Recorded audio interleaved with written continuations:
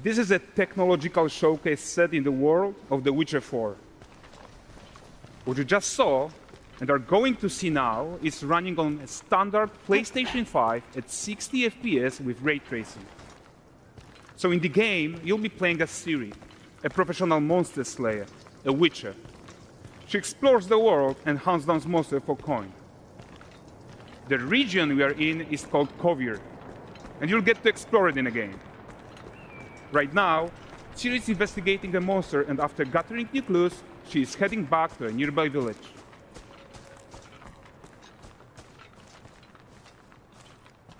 All right, everyone, meet Kelpie. Let weeds be weeds, Kelpie. So just like Geralt had Roach, Ciri has her own loyal companion. We return to town. These two characters need to feel like one. Since you're gonna explore the world on horseback, riding needs to feel seamless, natural, and just fun. Yeah, and to support that, we're introducing multi-character motion matching in Unreal. So Ciri and Kelpie, they're perfectly synchronized when mounting from any angle and speed. And we also support root motion movement on Kelpie, so controlling her feels realistic and grounded. And there are also some really nice improvements to our Unreal Chaos Flesh Solver and these machine-learned deformations. So you've got realistic muscles moving and stretching under Kelpie's skin without compromising the performance there.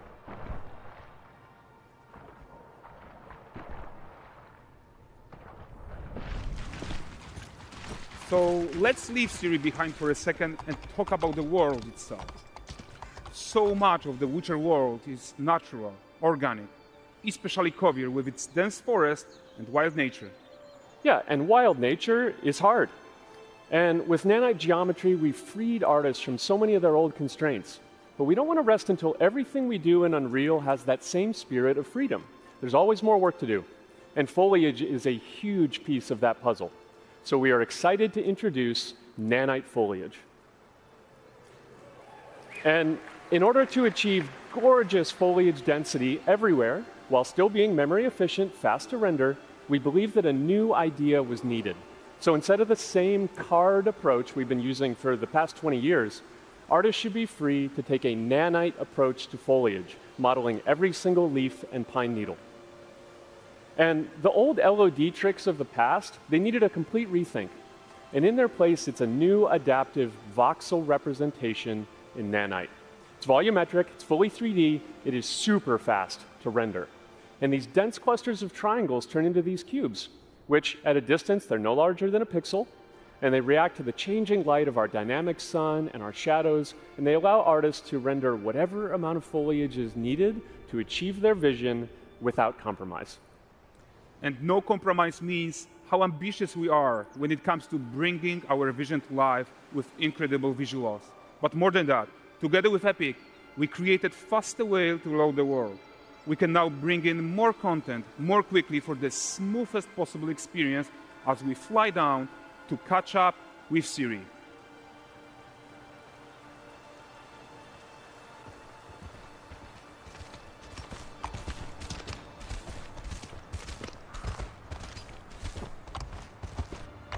Welcome to Valdrest.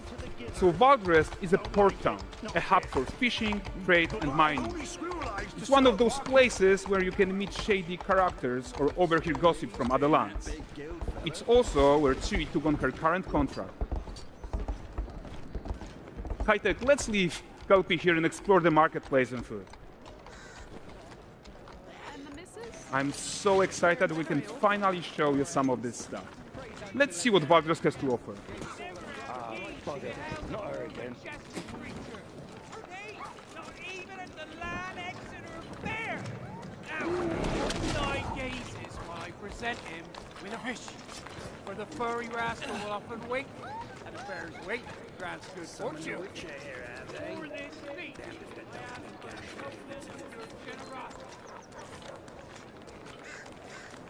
Pardon. Guys, notice how responsive the world is. Character actions directly affect what happens around you, sometimes even setting off chain reactions. Everything is working together.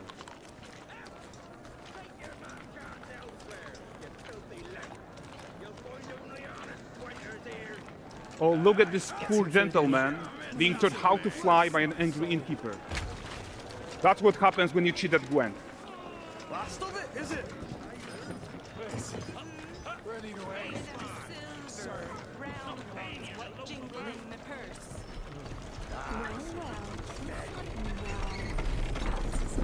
Okay, so this is the guy who gave the quest his own. Like you probably suspect, he has his own agenda in all of this. You're off your tits again, Wilfred. Get your ass up.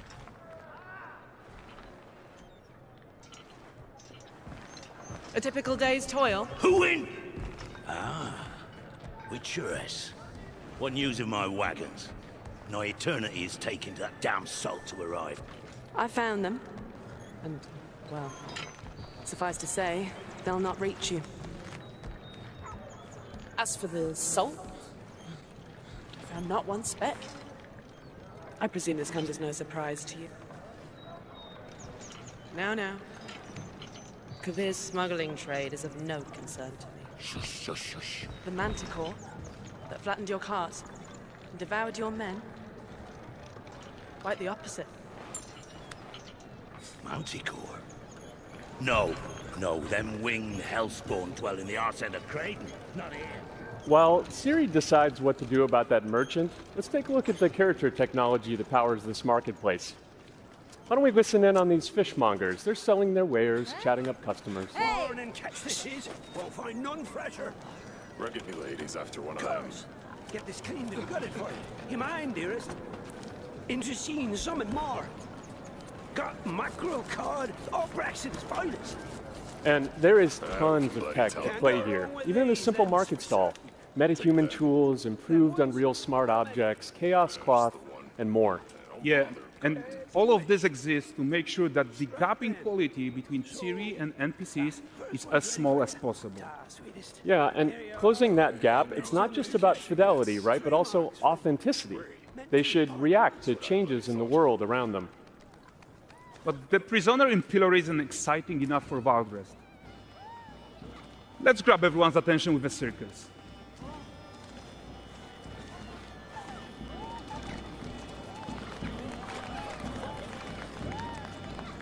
But the great performance deserves a huge crowd though. Let's crank it up.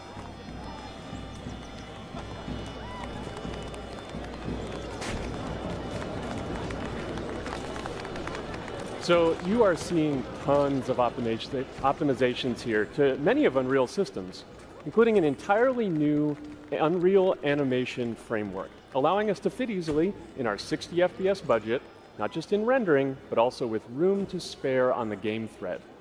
Over 300 animated skeletal mesh agents all going about their business. And the whole point is to leave breathing room for developers like you to introduce the gameplay and the systems that your players expect, empowering you to make your worlds come to life without Unreal standing in your way. You are right, and that's the open world RPG that we're making. But before we wrap up, how about one final check-in with Siri?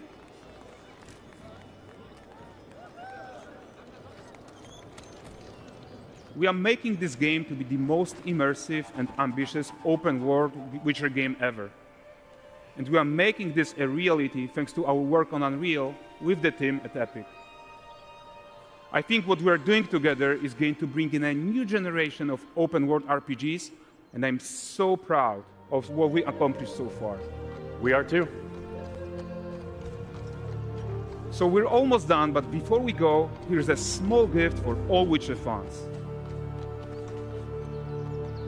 A first look at Lanexeter.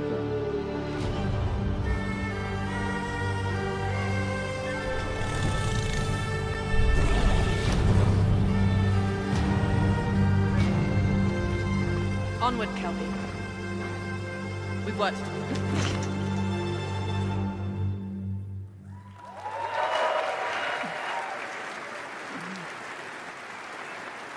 Thanks, guys.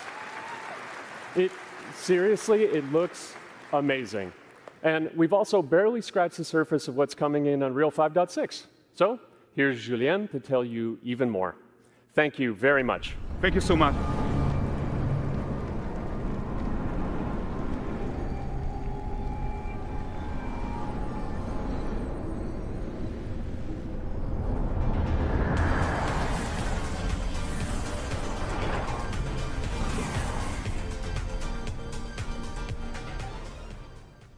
Hey everyone, great to be here in Orlando. I spent a lot of time on this demo, so I'm happy to be the one to talk about what went into the 5.6 release. An open world like that was just the perfect content to focus on our main goal for the release, which was performance. We want the engine to scale to large and rich worlds. We want to preserve graphics quality. And of course, we want to deliver high frame rates that you and your players expect. So let's check it out, starting with rendering. If you all remember, when we released Nanite with UE5, it supported static geometry. Last year, we brought skinning to Nanite. And now, we're working on Nanite foliage.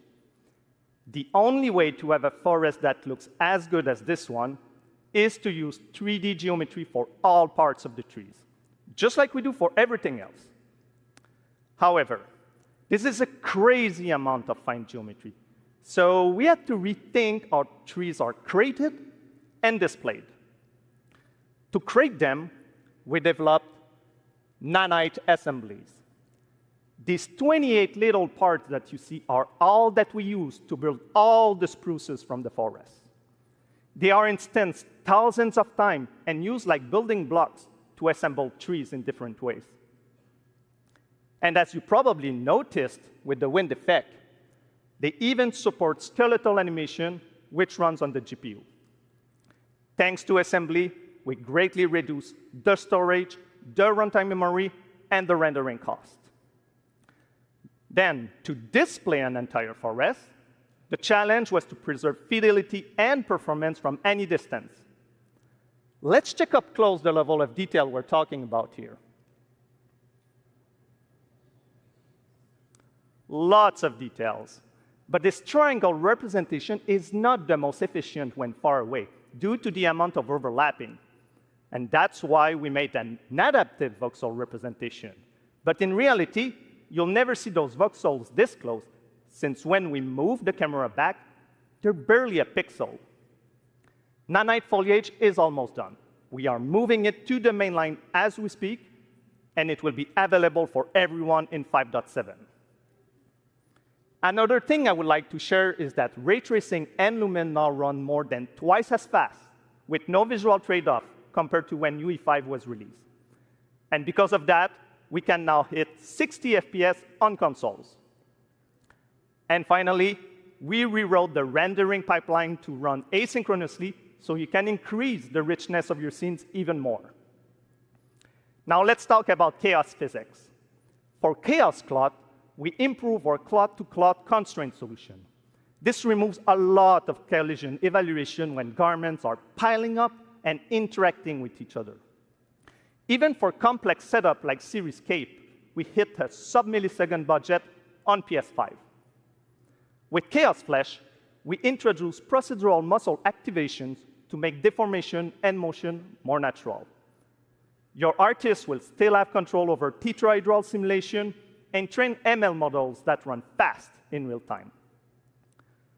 We now support the baking of fluid surface data into lightweight assets to be played back at low cost. This is going to give you high-fidelity water without the performance cost of real-time fluid simulation. For animation, we work on both performance and fidelity. Here, you can see how Siri and Kelpie match up in their interaction. Well, that works no matter the angle of approach. That's our Modes character motion matching solution. We also added motion matching in Sequencer to build stitch tracks. With them, you can seamlessly transition from gameplay to cinematic. Also, we now have a secondary layer of animation driven by physics in Control Rig.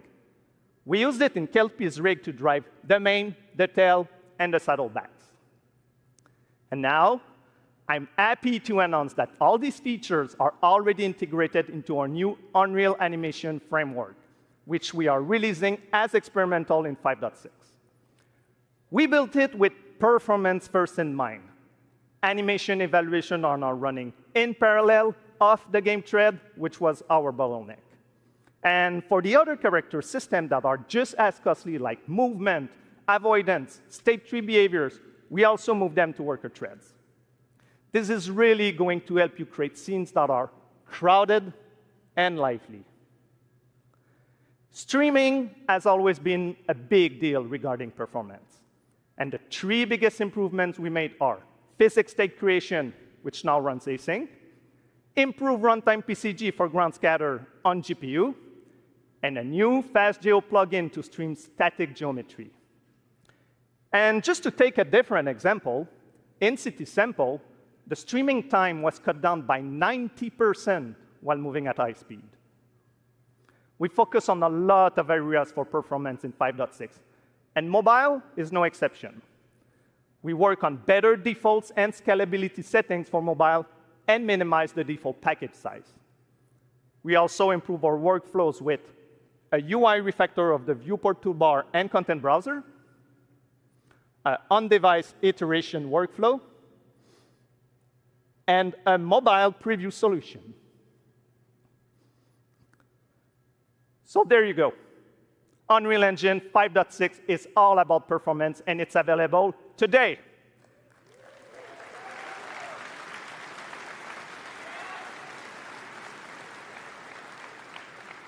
Please go enjoy the tech talks and session we have for you guys and come chat with us. And now, please welcome Chris from the MetaHuman team. Thank you.